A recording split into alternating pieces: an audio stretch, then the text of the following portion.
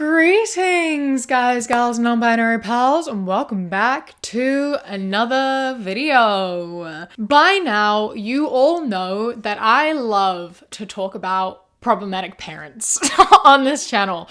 Everything from toxic boy moms to almond moms to just about anything. It's a topic we love to come back to and talk about because it is something we all find some sort of comfort and validation in to some degree, right? And so when this mom went viral recently for absolutely all the wrong reasons, I knew that I had to sit down and I had to talk about it. So today we are going to be talking about Nurse Hannah, who is currently known as the 17 diapers mom, because there is a lot to go into. So buckle up and get ready for everything that we are about to talk about. But before we get into it, I would like to take a moment to say a massive thank you to today's patron of the day, Sage. I appreciate you and all of your support so much, so thank you so much for joining, and I hope that you enjoy this video. If anyone else would like to become a patron, go to patreon.com/savvycat. It starts at as little as £1 a month, and I would appreciate anything so greatly. You get a bunch of stuff over there, so if you want to check it out and help me out a bit, I appreciate it. I appreciate you. With that, let's get into the video. So, as I said, Nurse Hannah has sort of just like blown up on TikTok. It's caused like a massive conversation because a lot of people are very rightfully concerned about the well-being of her children. She has a 2-year-old and a newborn, and there's just a lot of stuff she posts that is quite concerning. But we will first start off with the TikTok that is what got her sort of known and brought her to attention, which is the 17 diapers video. Let's pick up all the dirty diapers I have lying around my house right now. I kid you not, my guess is probably 15. I don't own a diaper pail or a diaper genie or whatever they're called. They just kind of get thrown around my house and then we just collect them in a bag at the end of the day and take them out to the dumpster. So I've been solo parenting for the last 24 hours, so we're gonna see how many dirty diapers we have just lying around with 2 kids. I promise you, I'm not even exaggerating, this has only been 24 hours. So I'm counting just 4 diapers right here on the coffee table.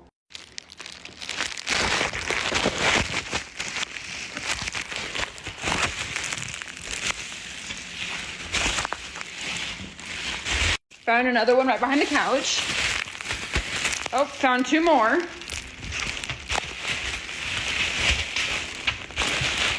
So far that's what, 7 diapers, I'm pretty sure. That's just down here, like in the kitchen living room area. Let's go upstairs. I already know this is gonna be so bad. Okay, so right away I'm seeing 1, 2, 3 diapers.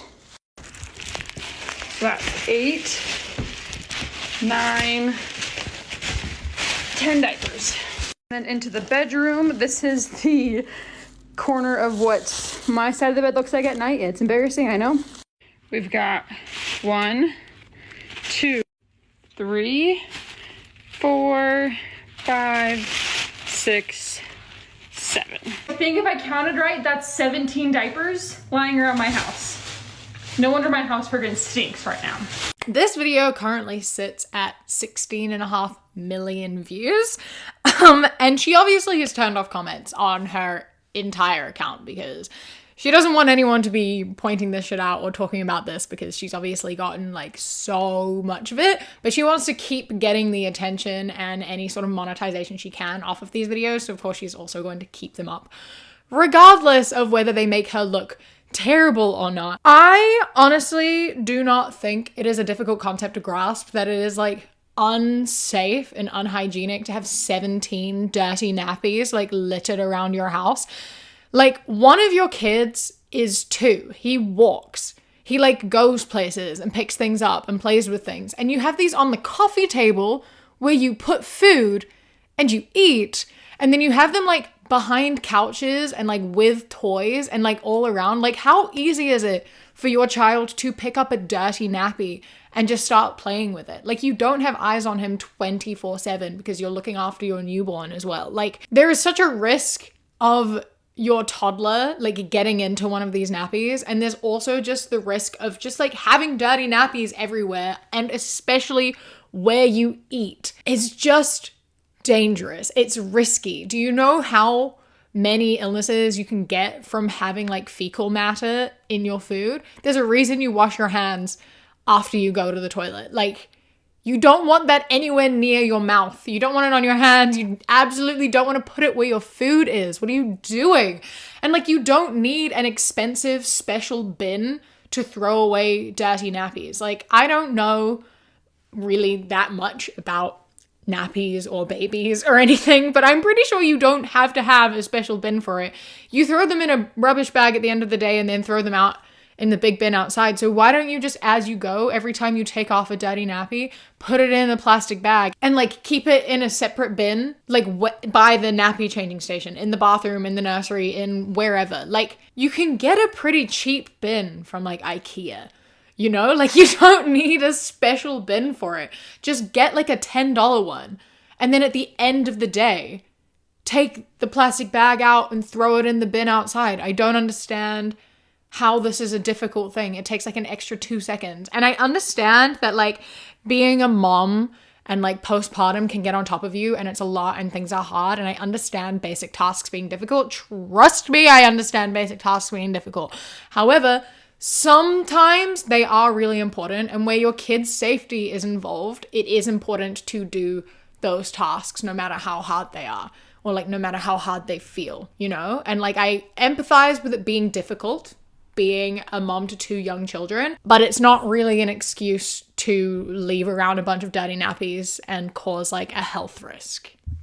Along with this like leaving dirty nappies all around the house thing, another nappy related issue that was brought to attention that has everyone being a bit like, oh my God, is she made a video just talking about like things that she does as a mom that you might not agree with. And one of them, this is one of them. I'm not changing my kid's diaper when they pee.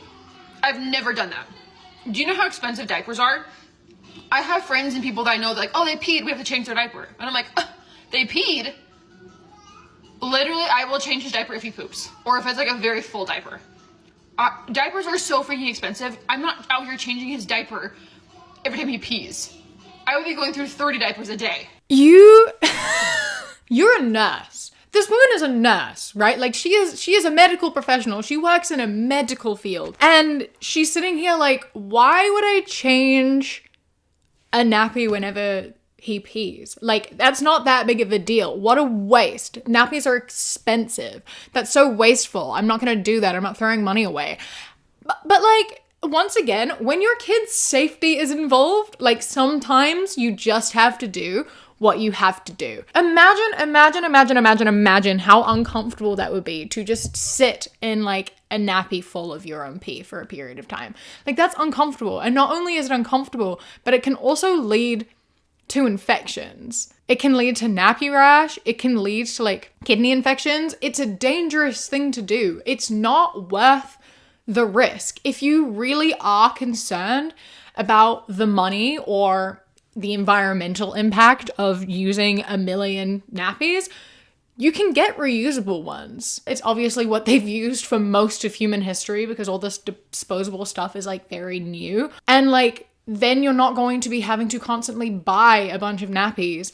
You do have the added task of having to like wash them. But if money is your issue, you have a solution right there. And if that is going to mean you are going to change your child's nappy whenever necessary and not just when you decide is necessary, then I think it's probably worth the extra effort. And I highly recommend you invest in that.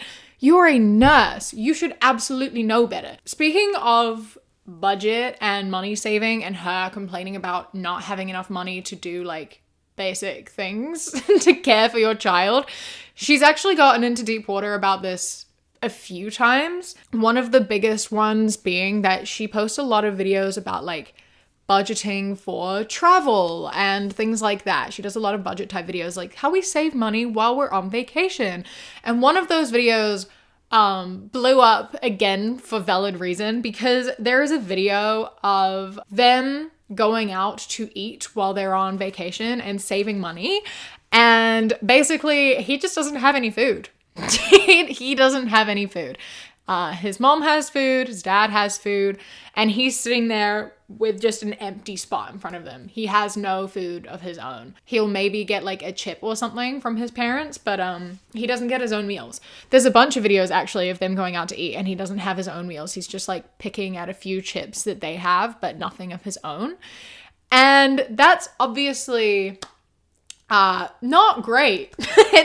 it's not really ideal. You really shouldn't be going out and ordering food and not getting anything for your child. And this isn't even just at restaurants. There's a couple videos of them sitting in their car while they're eating. Like they're sitting in their car eating sandwiches. And it goes like this. I would say that free Jersey Mike sandwiches on your birthday is probably one of my favorite things ever, especially being 9 months pregnant. Something about a cold deli meat sandwich sub just slaps. I remember last time when I was pregnant with James, I was like, absolutely no deli meat, no hot dogs, no nothing, no sushi, no whatever. And this time around, I'm like, let's be real. The chances of anything happening are so freaking slim. I'm going to enjoy this Jersey Mike sandwich. James was asking for a bite and I said, we're in the new car. I'm not giving you a whole sub sandwich, but you can have a bite of my bread. That's what you can have. And then I'll feed you something else when we get home. But no, these sandwiches are for mom and dad. Basically, her and her husband are sitting in the front of the car eating a sandwich, and her son James is in the back with nothing, of course, because it's messy and she doesn't want to give him anything that's going to make a mess in the car. And you can see him sitting there and sort of like peering his head around and like looking, and he's asking for some because he also would like to eat with his parents. And she hands him a tiny little piece of bread and is like, I just don't want the car to get messy. And to that I say, then don't eat in the car. If you aren't going to give your child something to eat, then you don't eat either. You can eat somewhere else. Go sit out at a picnic table. Go eat in the place you just bought. Go home to eat. Give your kid food. Don't eat in front of your kid. What is wrong with you? You don't eat in front of anyone who can't eat. You know what I mean? Like, that's so rude to do. Imagine just like having a friend over and then like making dinner for yourself and not making any for them, and then eating your dinner while having a conversation with your friend and then being like, oh, you can have one of my potatoes. Like, you would never do that. You would never do that because that's so rude. Why would you do it to your child? That's even worse. This is like a 2-year-old child and you're just eating a meal in front of him being like, yum, this is so good. Yeah, but you're not allowed any because you're a messy eater. Go eat somewhere else. And then to top that off, obviously the video starting with being like, I was really careful about what I ate with my last child, but this time I don't care. It's because it's a low chance. I'm just going to enjoy my pregnancy. Don't risk it. I don't understand why you would even like risk it at all. Like, sure, it's a low chance, but a low chance isn't no chance. I just personally don't think it's worth the risk doing things that could potentially like harm your unborn child. You know what I mean? Like, I just don't understand why you would take that risk when you don't have to. It's not that difficult to go like 9 months without like sushi or a particular type of sandwich. Like, you'll be okay. There's another instance of them eating in the car in front of him as well, which is this one. After taking our toddler to the park today for over 2 hours, we deserved a sweet treat. And that sweet treat was this most delicious raspberry sweet bun. This thing was so freaking good. And the best part is that James, my toddler, was watching a show on my phone in the back seat and he didn't even notice and he didn't even ask for it. But I did feel bad, so I did give him a tiny little piece. Because honestly, this will probably be his lunch because it's already past nap time. So when we go home, we're going straight to bed. Mama doesn't mess around with nap time. We are not missing nap time around here. So once again, we're eating in front of our kid without getting them anything of their own, which, I mean, sure, he didn't notice, but it's still such a weird thing for me. Like, I can't imagine going to like a bakery and getting myself a sweet treat and not getting my child a sweet treat. Like, if you're at the bakery and you're getting yourself something sweet, why would you not get something for your kid? I just like truly do not understand that, especially when it's lunchtime. You're giving him a bite of your cake because you feel bad because you didn't get him lunch because it's nap time. You know what you could do instead of sitting in your car and eating one cake with yourself and your husband? You could go and get him lunch. You could go home and make him lunch. You could have bought him something to have for lunch. Like, you've had the time. You've had enough time to sit here and eat this. Like, why didn't you have time to get your kid some food? You could have left the park 10 minutes earlier and gone to get him food. He's 2. You can't be making him miss a meal so he can have a nap. Food is so important. You can't just skip meals because it's convenient to you. It's just a piece of, like a bite of your cake is his lunch. Are you for real right now? I just don't understand your priorities. I like truly just do not understand the priorities at all that are happening right now. And like, I don't know if this is falls under like the monetary thing of like budgeting and it's cheaper to just buy something for herself and not for a kid, or if this is just a completely like, I don't know, selfish thing to do, or I guess both.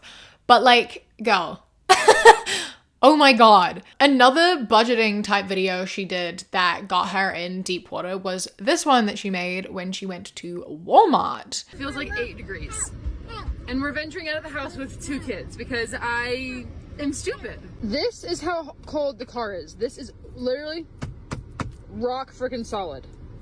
It turned winter in like 0.2 days and this kid doesn't have a big jacket, so I need to find him a big jacket. I'm sorry, but I can't spend $35 on a toddler jacket.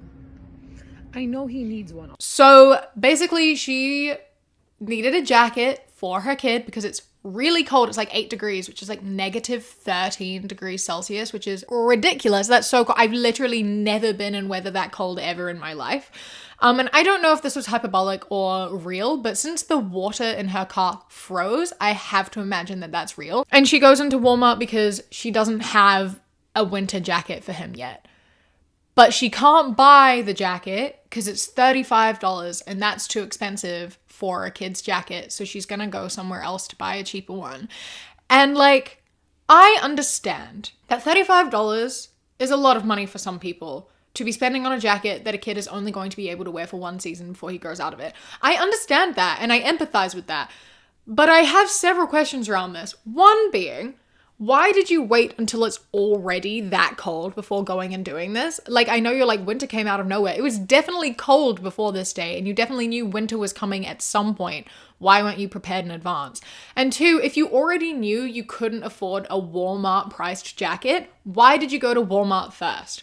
Why didn't you go somewhere you knew you would be buying a jacket from? Like, you already are like, I'm just going to go to this cheaper shop. I'm just going to go to a thrift shop. Why didn't you go first? Why did you go to Walmart first if you knew how much a Walmart jacket was going to cost and you knew you weren't going to pay for it? It just seems like an unnecessary trip for no reason, and then posting it online as though that's like a good thing to be sharing when your kid is like freezing cold and you don't have a jacket for him. And on top of that, like, again, $35, I understand is a lot of money to be spending on a jacket for a kid who is going to grow out of it, but you can't afford that. This woman can so easily afford a $35 jacket, and pretending that she can't is so frustrating and unreasonable. Like, I would never spend $35 on a jacket for myself. Yes, you would. Do not sit here and lie to me. I know, I know that you would. I saw you buy like $50 lunch on your vacation. You just posted it and you won't spend $35 on a jacket to keep your kid warm? Are you kidding me? She actually makes videos about her budget. She gets paid weekly, and she is a nurse, and she makes videos about how she budgets her paycheck every week. And I have saved one of these. I saved it from her second account because she doesn't have video savable from her main account. And we're gonna watch this, and we're gonna break down her paycheck as she does and talk about it, and why she can absolutely afford a $35 jacket for a kid and why she can buy food for him when they're out. Very, very easily. Okay, let's see. I am a working mom of 2, so let's break down and budget this week's paycheck as a nurse. Right now, I'm only working about 5 or 6 shifts a month, and lately I've been flip-flopping every other shift being night shift and day shift. I get shift differential for working night shift, and I also get paid an extra $10 an hour for picking up PRN shifts. Basically, is all I ever do, so I always get paid an extra $10 per hour. So with all of that, this week's paycheck came out to $2,780. I've never done a budgeting video on this page before. If you follow my other page where I always do these, you already know before I pay any bills or spend any money, I always pay 10% to the church back in tithing. So with this paycheck, it's nothing too crazy. It's only $278. Somehow that credit card bill just keeps getting higher and higher. So $1,500 is going to the credit card this week. Basically, it takes that credit card bill down to $0, which is nice. This week we spent $157 on food and groceries, which honestly is a lot for us. We've been going to the store quite a bit actually. Gas is now under $3 in Utah. It only costs $33 to fill up my entire tank, and that tank was on empty. $33, that's crazy. My husband and I had a little date night this week, which was $65. $600 is going to the savings account. And if my math is correct, that's an extra $147 this month. Honestly, if you've been here in the past, then you know that's actually a really good week. Usually we're in the negatives after this point. Okay, so you have $147 left at the end of the week. 1 week, you have $147 extra after everything. And everything includes $278 to the Mormon church. Unnecessary. If you're really struggling to feed your kid and buy nappies and buy jackets, you got to stop donating to the church. It's not worth the money. You can't sacrifice the well-being of your family to put money into the church. They have enough of it, I promise. $600 in savings? I'm sorry, but you can't be making a savings account with $600 a week in it if you are struggling financially. Savings, unfortunately, has to be one of the first things to go. If your savings aren't for buying like clothes for your kids so they don't freeze, what are your savings even for? Like, you're going on vacations. Sure, is that what you're saving for? Just like take $35 out of that and buy him a jacket. Just take like $10 out of that and buy him a meal when you go out to eat. Like, I don't understand what you need $600 in savings for if you're complaining about not having any money. If you have $600 to put in savings, you do have money. You have enough. You can't be complaining about how little money you have and how unaffordable everything is. Same with date night being $65. You just said you wouldn't even spend $35 on yourself. You're not going to spend $35 on a jacket for yourself, let alone your kid, and you're spending $65 on a date night? Like, sure, $65 is pretty reasonable for a night out. Like, I'm not going to say that that's absurd and you shouldn't spend $65. I'm just saying that that shouldn't be a priority. Date night should not get priority over the well-being of your kids. I can't believe that I have to say this. Oh my God. And then $1,500 on your credit card. $1,500 go on that. Every week she's putting like $1,000, $1,500 to pay off her credit card. So that means she's spending like $1,000, $1,500 a week on the credit card. Where is that going? What are you spending that on? Like, you're not including that in the breakdown. Like, what are you buying? And why isn't it anything for your children? I just don't understand how you're spending that much on your credit card. What are you purchasing? That's then making you be like, I can't afford food for my kid. I can't afford a jacket for my kid. Why not? I'm like not seeing a good reason, because you also still have money left over as well. After savings, you have money left over. And this doesn't include whatever money she's earning off of her millions of views from TikToks, which I know isn't like a lot, but it's definitely at least a few $1,000s that are not going into this like monthly budget. And then on top of that, what does your husband do? Like, he has a job. Why is his income not being put in here? How much does he earn? How much does your husband earn? Why isn't that being included in here? Because, like, again, if you yourself have $147 left over and $600 in savings, how much is he putting in savings? How much does he have left over? Why can't he buy a jacket or food for the kids? Like, I'm just really confused as to why you think that this is like a sustainable amount of budget information to give me to make me feel like you don't have any money and are struggling, because like I'm not getting any of that vibe. It's also worth noting as well that like she is a nurse and she only works 5 or 6 shifts a month. Because she only takes up the shifts that pay the most. As she said in this video, she like only picks up the ones that pay an extra $10 an hour. And like, I respect that. I understand that. Like, know your worth or whatever. Don't work for like less than you think you deserve to be making. However, once again, if you are going to be complaining about money and saying that you can't afford things or that things are too expensive and you're making sacrifices that are harmful to your children, pick up an extra shift. I don't actually give a shit. I don't care if it's paying you less than you normally would like to get. Like, that's shit and it sucks and I'm sorry. But sometimes sacrifices have to be made. Like, sometimes you do have to do things that you don't want to do. Sometimes you have to take the money just because you need the money. And you can't be complaining about not having enough if you are willingly turning down hundreds of dollars just because you don't feel like it. You know? There's a difference between knowing your worth and knowing what you need. And if you're able to turn down like so many shifts, you aren't struggling as much as you like to think you are. And like I said, like I truly am so curious to know what her husband contributes to anything, because I know he has a job. I know that he works, and I know that he has most control over the finances because this is a Mormon household and she talks about how he controls all the finances. And I know he goes to work, and I know he has a like reasonable job in the sense that he goes on business trips. And I'm sorry to go off topic here a little bit, but I just want to talk about her husband for a second, because these kids have both a mother who is not great, and who is a bit neglectful, and also a father who is useless.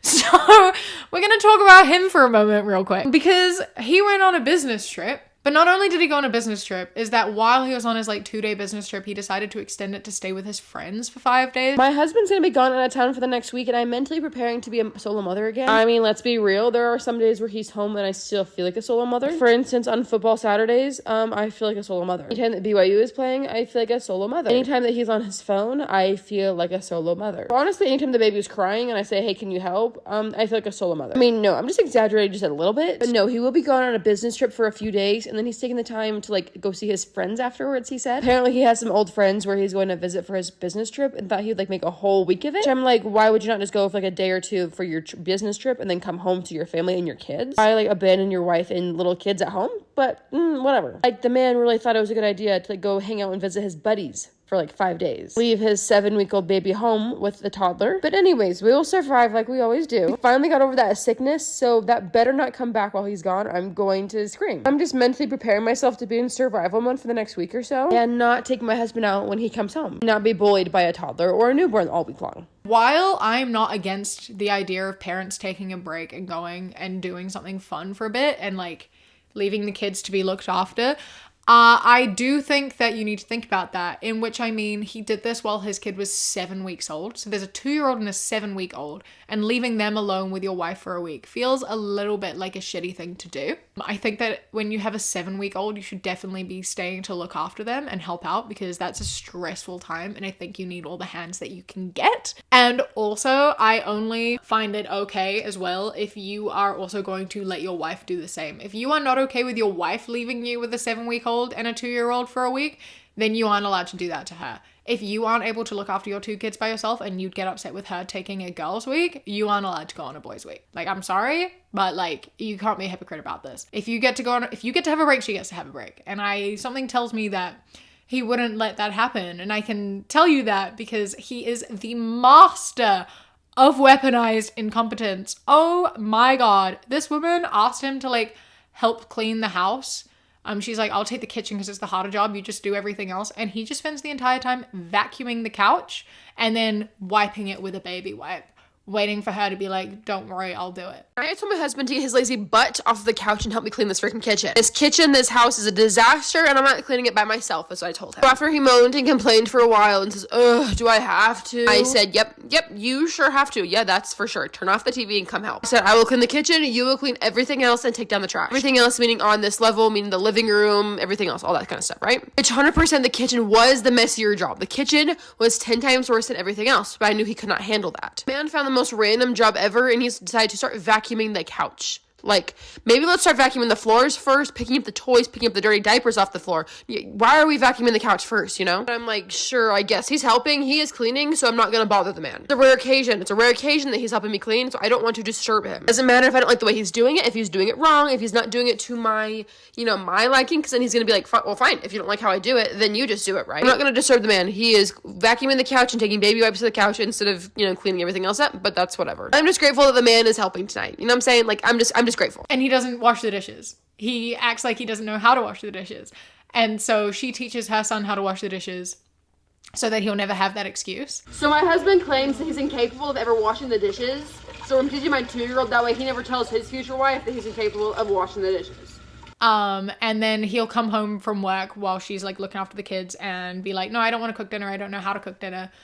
Even though she's just worked a 12-hour shift. And he's like, no, you have to cook dinner. I have been up all day long and I'm going to work night shift tonight, but first I gotta make dinner for my lazy freaking husband. He claims that he is incapable of cooking dinner for the kids tonight and for himself, so I have to make it before I leave. And today I have very little time and very little energy. So honestly, for dinner tonight, we're just doing hamburger helper. And lucky enough, I have cooked up ground elk meat from yesterday, so I just threw that in there. I think I got like 2 hours of sleep last night. I went to bed at 2 a.m. after watching the Outer Banks finale, which emotionally, I'm not okay from that. And then baby Jaden was up seriously like the entire night last night. Like probably the worst night's sleep I've had his entire life. He is 7 weeks old and last night he did not want to sleep a lick. Went to bed at 2 a.m. and then he was up seriously the entire other half of the night. Which means by the time 7 a.m. rolled around, my husband said, hey, you need to get up with the kids. Oh my gosh, I rolled myself out of bed. And we've been up ever since.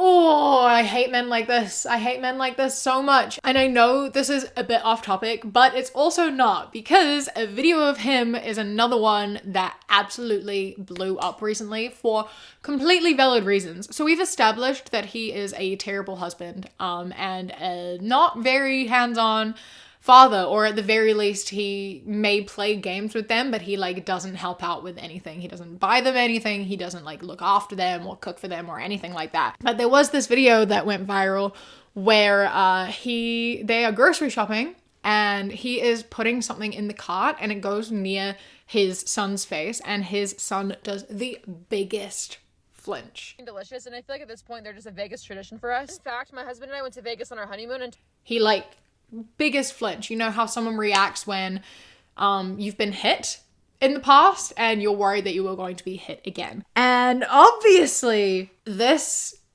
caused a bit of like, holy shit, these kids really are not okay, because that was not a normal reaction. And there were people defending them being like, oh, it's just a natural reaction. So then this TikTok trend sort of started of the flinch test, where people are with their like small children and they kind of like just put their hand really quickly in front of them or like and that sort of thing. And none of the kids flinch. None of them flinch even a little bit because they've never learnt to have the response of flinching. Which, yeah, fair enough. That's reasonable. You shouldn't flinch when someone's throwing something in your face. Like maybe as an adult it makes sense because you've seen enough of the world to know that like some people are violent. But as a kid, if you've never experienced that, who's taught you that? Why would you know to do that unless you have experience in that yourself? And so this looks pretty incriminating. It is pretty incriminating. But Hannah made a video where she went and she just like cried and was talking about how like the internet is cruel and horrible and he is the most loving husband in the world. He's the most loving father. All he does all day is sit with his kids and play with them. It's impossible to separate them. He's a wonderful dad. He would never hurt his kids. They would never hurt their kids. And she's like crying. And I find this interesting for two reasons. One, in half her videos, he's just watching TV and not doing anything. And she complains about how he does nothing but like watch football and you can't even talk to him on Saturdays because he's watching football.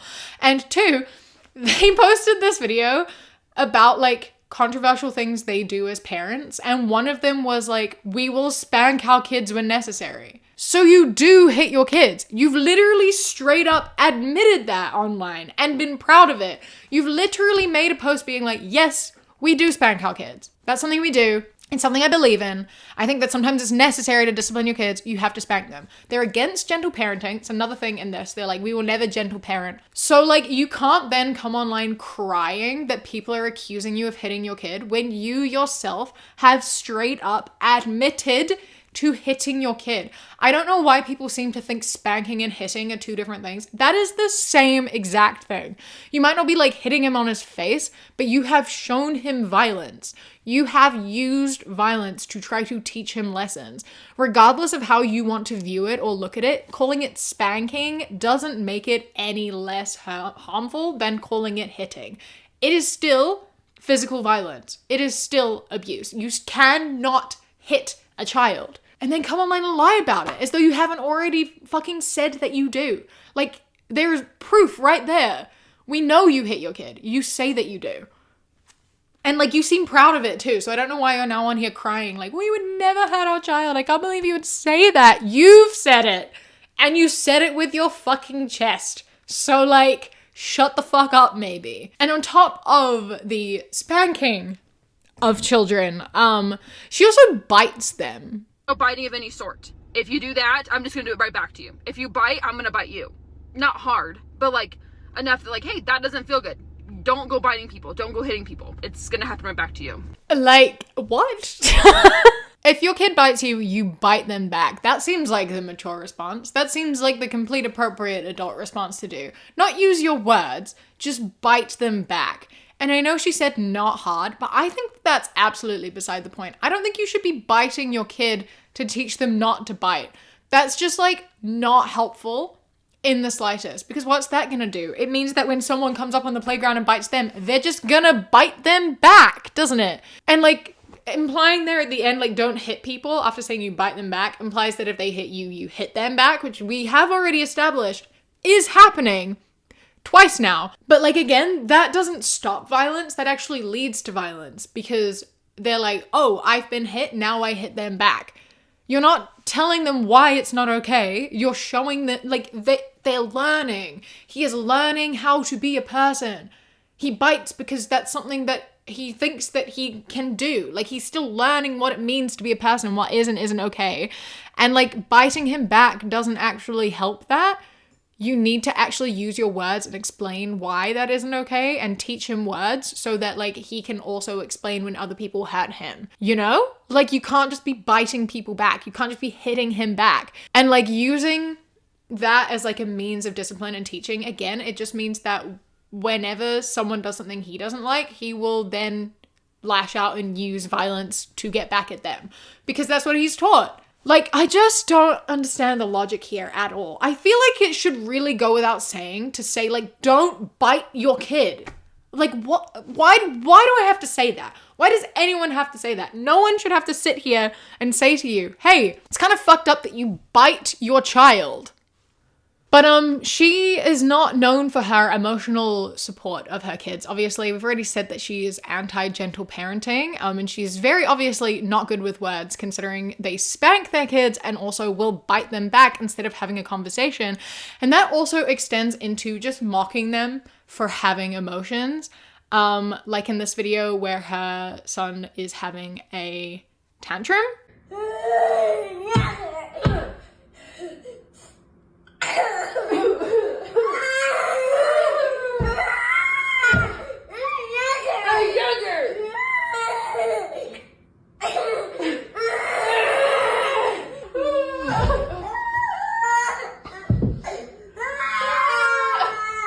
This is the funny.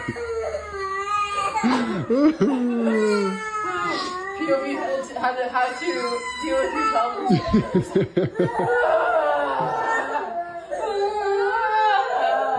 If your kid is having an emotional breakdown and your response isn't to go to him and help him, but to mock him, what the fuck? Like, how do you think that's okay? How do you see your child struggling and think, you know what I'm gonna do? I'm gonna go laugh at him. I'm gonna go show him how silly he's being. Like, he is learning how to be a person. He is experiencing things for the first time. Like, what might not seem like a big deal to you, like something that's really small, is going to be the biggest thing that has ever happened to him in his entire life. You know, every emotion he has it's like one of the biggest things he's ever felt in his life. So many things he does, it's the first time he's ever done them.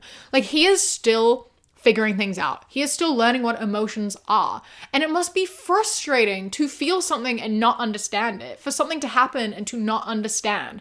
And you aren't teaching him the words to communicate that. You aren't telling him what's going on. You aren't trying to work him through this and help him understand what he is experiencing. You are just mocking him for that. And all that is going to do is to teach him to keep his emotions inside. It's not going to stop him from feeling bad or having big emotions. They are just going to be kept to himself, and that can be incredibly harmful. You should be teaching him to express himself and help him work through these things. Like, tantrums might seem ridiculous to you, but they do happen for a very valid reason. Please have some understanding that your child is a new human. This is a new person. He doesn't know things. You are meant to be teaching him. You're meant to be helping him. You're meant to be nurturing him and loving him, not mocking him for just experiencing life for the first time. And it's just so heartbreaking to see all of these things happening because this poor kid has just been like, he's just like very second, you know what I mean? Like, so many of his needs are completely disregarded. Like, his emotional needs aren't being met and a lot of his physical needs aren't being met. Like, it's just, he's not as important as he needs to be. He needs to be a much bigger priority than he is, and he needs to be getting so much more love and care and support than he is getting. Because what the fuck is this? What is any of this? Hannah, you and your husband need to sort your shit out. So many people have been telling you for the past several weeks, months even, that like, this behavior is like not okay. And to sit here and just say that it's mom shaming is like not a way out of it. Like, she made a video being like, it's so hard being on the internet because like all you're doing is trying to share your life and like help other moms out, and you get so much mom shaming. I'm like, it's not mom shaming if you're being a genuinely like bad mother and harming your children, which you are doing. Like, listen to what people are saying maybe, because if enough people are telling you you're hurting your kid, maybe you should reflect on that and understand that you are hurting your kid. I don't know. If a lot of people were telling me I was doing that, I would probably reflect on my behavior and try to think of what I can do to better the like well-being of my child. There are so many more videos of her being a bad mother, them being bad parents and just making decisions and doing things that are like harmful for their kids. Another one that went pretty big was this one of her like holding her newborn and saying that like dads don't know how to hold babies while they eat, but women instinctively do.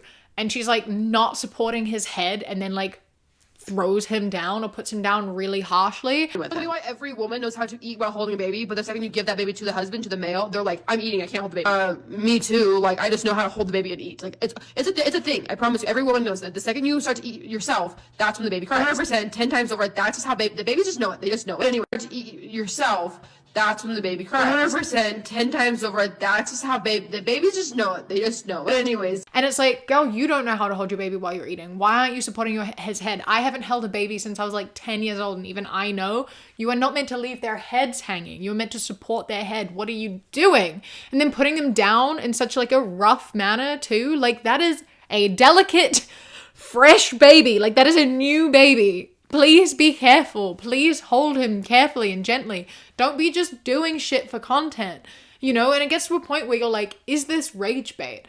Is like so much of this just fabricated to the point where like she knows it gets views, and so, you know, they're going out for food and maybe he does have food and they're just like keeping it off camera because they know people are going to zoom in and be like, he didn't have food, and then she's getting views. I don't know. Some of it can't be. Like you can't fake that flinch and like the dirty diaper thing, like that sort of stuff. Like some of it can't be, obviously, but there is like a thing of like how much of it is any of it. Not that that matters at all. If you think it's entertaining to just mistreat your kids and do that for money, whether you're lying about it or not, that's just like really fucked up thing to do. I just don't understand how you can be posting all of this and doing all of this and continuing to do it and thinking that it's okay. Like she genuinely thinks that she is in the right here. And like most of these videos are still up and she's still posting this. Like some of them are pinned to her fucking account, which is why I have to be like, is it rage bait? Is she posting this just for attention? And again, like even if she was, it doesn't make any of it okay because it's still exploiting her child, and he's still obviously not doing great considering the fact he had that like massive flinch and the way she was holding her newborn, and there's a few videos where he looks like genuinely afraid to exist. But I just think it's such an interesting thing the internet is, and obviously a lot of people have been trying to, you know, get help for these kids and get support for these kids, but there's very little you can do. And I mean, Child Protective Services are not known for being very good either. We don't have a great support system for kids who are being mistreated, and that I think is like a universal thing. Maybe some countries are better than others. I know New Zealand isn't great. I know the US isn't great.